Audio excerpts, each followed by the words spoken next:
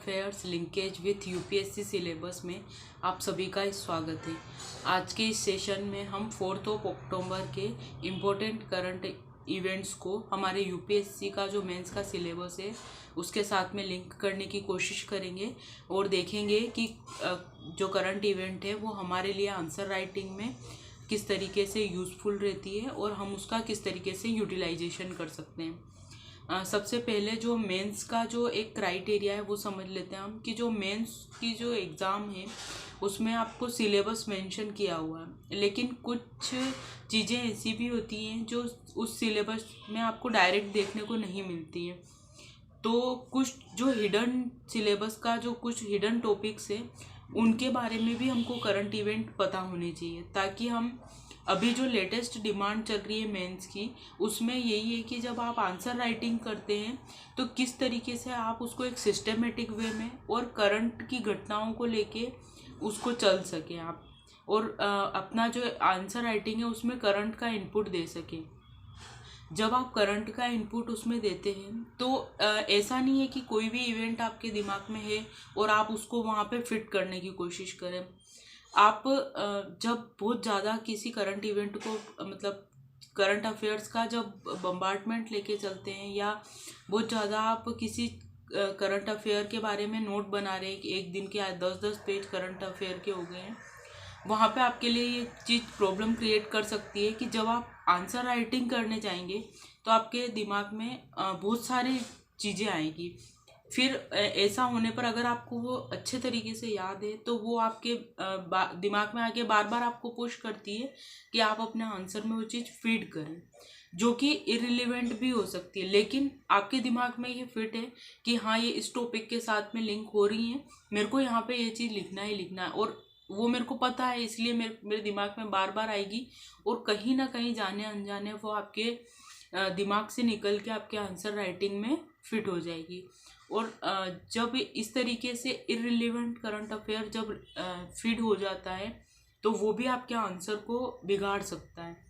इसलिए मैं video session में बार बार बोलती हूँ कि आपको सिर्फ सिलेक्टेड करंट अफेयर पढ़ना है जो आपके सिलेबस से डायरेक्टली हिट होता है और बहुत इम्पोर्टेंट करंट इवेंट है।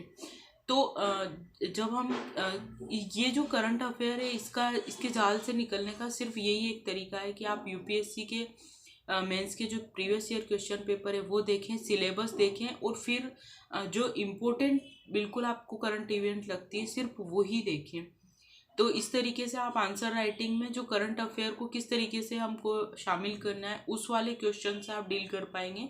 आप जब इस तरीके से सिलेक्टेड चीज़ें पढ़ते हैं वो बार बार रिवाइज करते हैं तो आप जब आंसर राइटिंग करेंगे आपके माइंड में बिल्कुल क्लियर कट होगा कि मेरे को ये क्वेश्चन आएगा तो मेरे को ये वाला लिखना है, ये वाला करंट इवेंट उसमें सेट करना है, कहाँ करना है, ये सब आपको प्रैक्टिस से आएगा।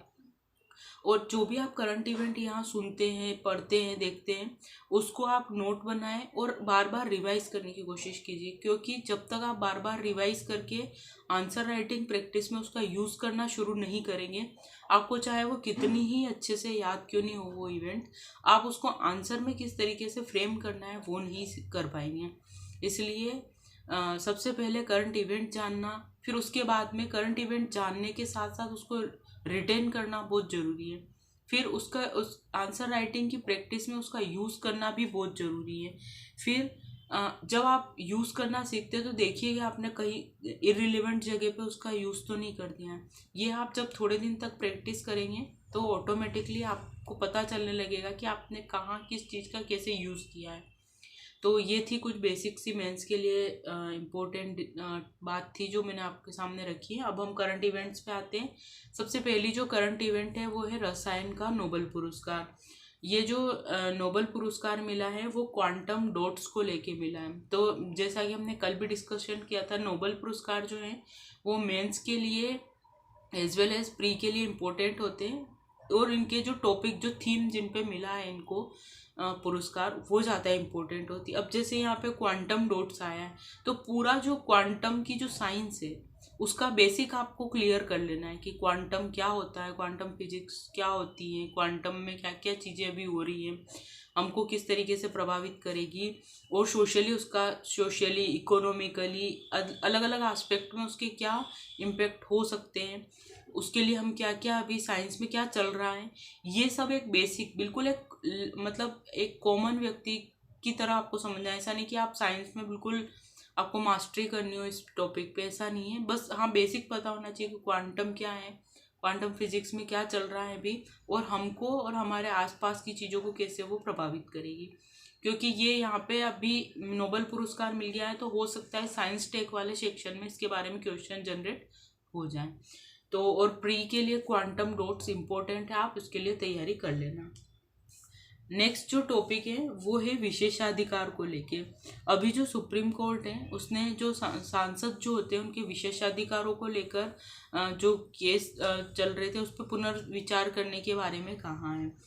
तो ये जो विशेषाधिकार का टॉपिक होता है ये pre as well as mains में बहुत इंपॉर्टेंट है, मतलब आप इसको वेरी इंपॉर्टेंट मान सकते हैं। और ये सिर्फ करंट में चर्चा में आ गया इसलिए इम्पोर्टेंट है ऐसा नहीं है, विशेषाधिकार के बारे में जनरली भी क्वेश्चन फ्रेम हो जाता है कभी कभी। और ये विशेषाधिकार इसलिए भी इम्पोर्टेंट हो जाता है कि जब आप जीएस पेपर 2 में जाएंगे तो वहाँ पे स्पेशली मेंशन है कि संसद में जो सांसद है उनकी शक्तियाँ और विशेषाधिकार, तो डायरेक्टली हिट हो रहा है। और इससे रिलेटेड वर्सेस वाले टॉपिक ज़्यादा बनते हैं, विशेषाधिकार और अपराध, इस तरीके से कुछ क्वेश्चन जनरेट होते हैं जिनसे हमेशा से क्वेश्चन फ्रेम हुए हैं। तो ये आपके पेपर 2 के साथ में शक्तियाँ और विशेषाधिकार के साथ में लिंक होगा। न्यूज़ क्या है कि सुप्रीम कोर्ट के 7 न्यायाधीशों की संविधान पीठ ने 25 वर्ष पहले जो पीवी नरसिंह राव मामला जो हुआ था, वो केस था, उसमें फैसला दिया था कि सांसदों और विधायकों की रिश्वत लेकर सदन में मतदान करने पर आपराधिक मुकदमे से छूट देने के फैसले पर पुनर्विचार किया जाएगा। तो पहले इस पे छूट थी, अभी इस पे पुनर्विचार की बात हो रही है। तो ये जो विशेषाधिकार है, जब आप अपनी बेसिक किसी पॉलिटी की बुक से पढ़ेंगे वहाँ पे इसको जब पढ़ेंगे तो कुछ केसेस के नाम आएंगे कि इस केस में जो सुप्रीम कोर्ट है उसने ये अपना डिसीजन दिया है। फिर एज वेल एज आप जब आर्टिकल में जाएंगे तो 105 में इसका वर्णन है। तो जब आप इसके बारे में पढ़ेंगे कि 105(1) में क्या है, 105(2) में क्या है, तो आपको इसको बहुत बारीकी से समझना है कि विशेषाधिकार क्या है, कौन से विशेषाधिकार में क्या चीज़ अलाउ की गई है, क्या चीज़ को मना किया गया है, कौन सी चीज़ विशेषाधिकार में आती है। इन सभी चीज़ों को लेके कुछ केसेस भी हैं, वो भी आपको बिल्कुल कंठस्थ होने चाहिए और क्लियर होना चाहिए कि किस केस में सुप्रीम कोर्ट ने क्या कहा है। तो ये जो पूरी न्यूज़ है वो बहुत इंपॉर्टेंट है, आप इसके बारे में पहले कॉन्सेप्ट बेसिक क्लियर कर लेना। ये तो सिर्फ एक हिंट था, अभी पुनर्विचार होने की बात की गई थी, इसलिए आपको जो भी अब आगे जो निर्णय आएगा उससे पहले आपको बैक हिस्ट्री जानना बहुत ज़रूरी है। तो विशेषाधिकार से रिलेटेड जितना भी बेसिक कॉन्सेप्ट है वो आपको सारा क्लियर होना चाहिए, प्री के हिसाब से भी और मेंस के हिसाब से। क्योंकि प्री में सिर्फ आपके लिए आप ये मतलब प्री के लिए आपका जो माइंडसेट है वो अलग होता है और मेंस के लिए अलग होता है, इसलिए आपको दोनों तरीके से इसको समझना है। फिर हम नेक्स्ट न्यूज़ देखते हैं, वो है सिक्किम में जो अभी बादल फटने की घटना हुई है। जो सिक्किम जो ये बादल फटने की घटना है वो ज्योग्राफिकल फिनोमिना है। आप जब अपने ज्योग्राफी का सेक्शन पढ़ेंगे वहाँ पे इसके बारे में डिस्कस होता है कि बादल फटने की घटना आखिर क्यों होती हैं, क्यों किसी पर्टिकुलर स्टेट में या किसी एरिया विशेष में होती है। ज्योग्राफिकल एक एंगल है उसका, जो हिमालयी रीजन है वहाँ पे ये चीज़ ज़्यादा होती है। तो क्या कारण है बादल फटने के, बादल फटना किसको कहते हैं, फिर इसके आपदा के रिलेटेड पॉइंट जो हैं वो क्या क्या हैं। तो ये जो सिक्किम में बादल फटने की घटना के पीछे आपको जाना है बैक हिस्ट्री में, बादल फटने की घटना का बेसिक कॉन्सेप्ट कि क्या होता है, क्यों होती है बादल फटने की घटनाएं, और जो इसका इम्पैक्ट है वो क्या होता है, इसके पीछे की जो बैकग्राउंड में क्या चीज़ें चलती है जिस वजह से क्या क्या कारण होते हैं। सिर्फ ऐसा नहीं कि ये प्राकृतिक चीज़ें हैं, क्या क्या मानवीय कारण है इसके, क्यों अभी इंटेंसिटी बढ़ रही है, ये सब चीज़ें आपको जाननी है इसके बारे में। ये मेंस के हिसाब से इम्पोर्टेंट है, क्योंकि जैसे हमने देखा था भूकंप, सुनामी, पीछे हमने डिस्कस किया था कि ज्वालामुखी, ये सब टॉपिक आपके लिए इम्पोर्टेंट है। एज वेल एज ये चीज़ें भी होती है, जो भी चीज़ आपदा से रिलेटेड होती है वो क्वेश्चन जनरेट होने के चांसेस होते हैं। और प्री मेंस में हमेशा इस तरीके से क्वेश्चन, भूकंप हो, सुनामी, ज्वालामुखी, बादल फटना, हिमालयी रेंज में जो भी भूस्खलन वगैरह, इससे रिलेटेड मैंने पहले भी आपको क्वेश्चन बताए हैं, और हमेशा से एक क्वेश्चन जनरेट होता है किसी भी आपदा पे लेके। तो हो सकता है कि इस घटना को लेके भी बादल फटने से रिलेटेड क्वेश्चन जनरेट हो जाए। ये जो है ये पेपर वन में जो ज्योग्राफी के कॉन्सेप्ट है वहाँ, और पेपर 3 में आपदा और आपदा प्रबंधन के साथ में लिंक होगा। आप इसके बारे में अच्छे से तैयारी कर लेना। नेक्स्ट जो टॉपिक है वो है हल्दी बोर्ड का गठन, राष्ट्रीय हल्दी बोर्ड गठन। अब ये चीज़ हमारे लिए इसलिए इम्पोर्टेंट है, ये प्री के लिए तो इम्पोर्टेंट है कि हल्दी जो है, हल्दी का उत्पादन किस एरिया में ज़्यादा, किस किस स्टेट में ज़्यादा है, उसके लिए बेसिक जो ज्योग्राफिकल रिक्वायरमेंट है वो क्या होनी चाहिए, मतलब मिट्टी कैसी होनी चाहिए, पानी की कितनी ज़रूरत है, धूप, तापमान वगैरह, ये सब आप प्री के हिसाब से इसका बेसिक हल्दी को लेके कर लेना। और हल्दी के साथ साथ जितने भी मसाला है, हमारे मसाले जो है उनके बारे में भी आप पढ़ लेना। और वैसे सजेस्टेड ये है कि पूरा जो फसल है और फसलों के लिए जो ज्योग्राफिकल चीज़ें हैं उनके बारे में आप एक बार इसके थ्रू पढ़ लेना, ताकि आपका पूरा ओवरऑल एक कॉन्सेप्ट क्लियर रहे। अभी जो ये हमारे लिए इसलिए इम्पोर्टेंट है कि हम देखेंगे कि किस तरीके से इसका मेंस में यूज़ है। इसका मेंस में इस तरीके से यूज़ कर सकते हैं आप कि जब हम देखते हैं कि कृषि को बढ़ावा देने के लिए क्या किया जा रहा है, वहाँ हम इसको मेंशन कर सकते हैं कि किस तरीके से मसाला वाली चीज़ों को भी प्रमोट किया जा रहा है। और हल्दी जो है उसके मल्टीपल यूजेस हैं, तो हम वहाँ पे शो कर सकते हैं कि हम विविधता वाली कृषि को प्रोत्साहन दे रहे हैं। और इसके लिए राष्ट्रीय बोर्ड का गठन होना मतलब कि अब हम इसको बहुत ज़्यादा इम्पोर्टेंट मान रहे हैं, और हम इसके निर्यात के लिए भी काम करेंगे। अब निर्यात को प्रोत्साहन देंगे, क्या किया जाएगा उस एस्पेक्ट में आपको ये देखना है कि जब भी रिलेटेड क्वेश्चन आए कि कृषि में किसानों की आय को दुगुना करने के लिए क्या किया जा रहा है, कृषि में विविधता के लिए क्या किया जा रहा है, तो वहाँ आप इसको एज ए एग्जाम्पल लिख सकते हैं। और इसका एक जो दायरा है हल्दी बोर्ड, उसको आप इस तरीके से भी क्वेश्चन फ्रेम हो सकता है कि जो राष्ट्रीय बोर्ड बनाए जाते हैं उनसे किसी भी फसल है उसके उत्पादन पे, निर्यात पे क्या इफेक्ट आता है, क्या हमको बनाना चाहिए, इसके क्या पक्ष हैं, विपक्ष हैं, ये सब को रिलेटेड क्वेश्चन हो सकता है। ये अभी एक छोटा सा टॉपिक है, लेकिन इससे पहले जो बोर्ड बने हुए हैं अलग अलग फसलों को लेके, वो आपको क्लियर होने चाहिए कि किस फसल को लेके क्या बोर्ड बना हुआ है, कहाँ स्थित है वो, ये प्री के पर्सपेक्टिव से इम्पोर्टेंट हो सकता है। फिर नेक्स्ट जो टॉपिक है वो है एक एडिटोरियल है जो कि द हिंदू में आया था पहले, अभी मेरे को इम्पोर्टेंट लगा तो यहाँ पे आपके लिए अवेलेबल है। हिमालय को तबाह करती सरकार की भूलें। सरकार की वजह से सरकार ने क्या क्या ऐसी कदम उठाए हैं जिसकी वजह से कि हिमालय रीजन में दिक्कत उत्पन्न हो रही है, ये उसको लेके एक एडिटोरियल है जिसका हिंदी वर्जन यहाँ पे अवेलेबल है। कि भारत का हिमालयी क्षेत्र जरूरत से ज़्यादा लालच के कारण नष्ट होता जा रहा है। फिर यहाँ पे कुछ बताई गई है चीज़ें कि 2016 में हमने 4 धाम महामार्ग विकास परियोजना को स्वीकृति दी, जिससे यह 900 किलोमीटर की विशाल बुनियादी ढांचा परियोजना थी। इसे डबल लेन पेड शोल्डर में चौड़ा करने का काम शुरू किया गया।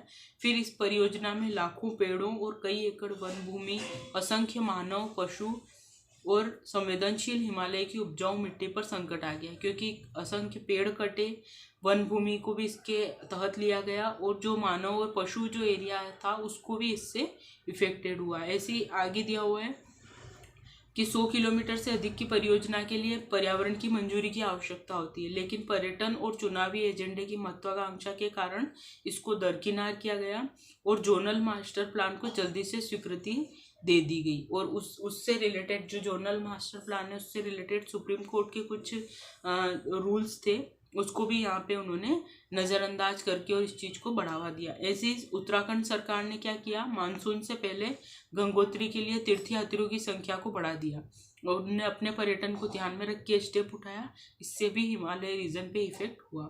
ऐसे ही भागीरथी इको सेंसिटिव जोन में कई त्रासदियां हो रही हैं अभी के समय में, लेकिन इस पर प्रौद्योगिकी, पर्यावरण, वन एवं जलवायु परिवर्तन पर बनी संसदीय स्थानीय समिति ने अपनी रिपोर्ट में कहा कि पहाड़ी क्षेत्रों का विकास कार्य मैदानी क्षेत्रों से अलग होना चाहिए, मतलब इनका डेवलपमेंट अलग तरीके से होना चाहिए, इसके बारे में कहा गया है। फिर आगे कुछ पॉइंट्स दिए हुए हैं जिनको आप देखना। हिमालय रीजन जो है वो बहुत इंपॉर्टेंट रीजन है, इसके बारे में इसको इसी तरीके से इस पे क्वेश्चन फ्रेम होते हैं कि विकास और पर्यावरण संरक्षण के कॉन्ट्रास्ट वाले क्वेश्चन इस पे ज़्यादा फ्रेम होते हैं, क्योंकि अभी हम देख रहे हैं कि उत्तराखंड स्टेट, हिमाचल वगैरह में पर्यटन बहुत ज़्यादा बढ़ गया है, जम्मू कश्मीर वगैरह को लेके। अब नॉर्थ ईस्ट में भी पर्यटन बहुत ज़्यादा बढ़ता जा रहा है, तो जैसे जैसे पर्यटन बढ़ेगा चुनौतियाँ उत्पन्न होगी। और ये जो जोन है, ये पूरा हिमालयी रीजन है, ये बहुत सेंसिटिव जोन है। चाहे हम भूकंप की दृष्टि से देखें तो यहाँ पे कुछ भी करें तो भूकंपीय गतिविधियाँ बढ़ सकती हैं। साथ ही अगर हम भूस्खलन की दृष्टि से देखें, फिर हम ग्लेशियर के पॉइंट ऑफ व्यू से, यानी कि जो हम वहाँ पे कचरा उत्पन्न करेंगे उनको लेके जो तापमान बढ़ेगा, उससे जो ग्लेशियर है उन पे क्या इफेक्ट आएगा। फिर हमारी कुछ महत्वपूर्ण नदियों का जो उद्गम मार्ग है वही है, उन पे क्या इफेक्ट आएगा। इस तरीके से इससे जो क्वेश्चन जनरेट होते हैं वो विकास और पर्यावरण संरक्षण या पर्यावरण को लेके कॉन्ट्रास्ट में बनते हैं। इसलिए ये चीज़ें, इस तरीके के आर्टिकल इम्पोर्टेंट हो जाते हैं, क्योंकि आपको यहाँ से कुछ पॉइंट्स मिल जाते हैं जिसको कि आप अपने आंसर में पुट कर सकते हैं। तो ये इसी के लिए था। ये पेपर 3 में जब भी जैव विविधता और पर्यावरण संरक्षण को लेकर क्वेश्चन आएगा, या जियोग्राफी के फिनोमिना में हिमालयी रीजन से लेके क्वेश्चन आएगा। वैसे इसमें जियोग्राफी के एस्पेक्ट से कम और विकास और इस तरीके से कॉन्ट्रास्ट करके 3 में क्वेश्चन ज़्यादा बनते हैं, क्योंकि वहाँ आपदा और आपदा प्रबंधन भी है और विकास को लेके भी टॉपिक है। तो इस तरीके से आपको इसको कंप्लीट करना है। नेक्स्ट जो टॉपिक है वो भी हिंदू का ही एक एडिटोरियल है। वहाँ पे एक चीज़ मेंशन की गई थी कि नीलगिरी जो रीजन है हमारा, उसमें जैव विविधता जो है उससे बाघों की मृत्यु बढ़ गई है अभी, और ये एक चिंता का विषय है। और ये जो टॉपिक है ये जैव विविधता के अंतर्गत आता है, और बाघ जो है वो एक इम्पोर्टेंट सब्जेक्ट रहा है हमेशा से जैव विविधता के पॉइंट ऑफ व्यू से, और उससे क्वेश्चन भी जनरेट होते हैं। तो जो तमिलनाडु का जो नीलगिरी जिला है वहाँ पे बाघों की संख्या में कमी आ रही है, और उसके अलग अलग रीज़न है। तो आपको बाघ और बाघ की जो जितने भी हमने प्रोजेक्ट चला रखे हैं उनके बारे में अपनी तैयारी कंप्लीट कर लेना है। छोटी सी इवेंट थी, आपको बैकग्राउंड में बाघ, वैसे भी बाघ प्री के लिए भी इम्पोर्टेंट है, इसलिए आपको इसकी तैयारी कर लेना है। ये थी आज की सारी इम्पोर्टेंट करंट इवेंट्स, और उनको हमने देखा कि कैसे हमारे लिए मेंस में इम्पोर्टेंट हो सकती हैं। कल हम नेक्स्ट सेशन में मिलेंगे। Thank you so much.